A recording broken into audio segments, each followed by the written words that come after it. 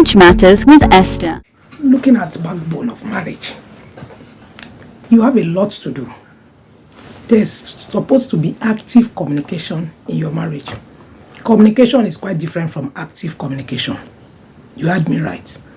Once your communication is a matter of, let me just talk, let somebody give me an answer, then there's a problem. You have to sit down and talk at length on issues that can help you or on issues that you need to sort out. You have a lot of things to talk about in marriage. Instead of talking to your friends outside, using all the day to talk to them, or talking on your social media and be there, why don't you talk in your family and see how things will work? Of course, if the communication in your house is not active, it means there's a problem with that backbone. It has a fracture already. Trust. There should be absolute trust.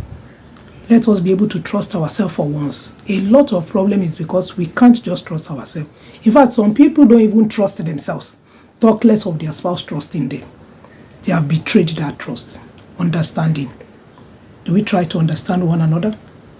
Understand how your spouse feels. Don't let it just be me, me, me. If you are the understanding type, it makes that marriage intact. It means that your backbone is already strong and you will hardly have a collapse once the understanding is there. What of perseverance? We have to persevere a lot. Things are happening around the world, so we just need to get to the level of persevering. Once we have understood ourselves, we should be able to persevere. We should be able to weather the storm together and know that everything will soon be fine. The storm will soon be over. Just do exactly what you want to be done to you, to your spouse. Do exactly what you want to be done to you, to your children. There's a lot of problem with people at their old age because of how they have lived their life when they were still younger in marriage, how they have lived with their spouse, how they have lived with their children. And it's not a good one. So let's try and correct our wrongs. What exactly you want that they should do to you and you should be happy.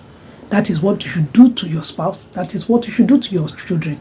And that keeps that backbone very strong. And once the backbone is strong, you should be sure all things will work.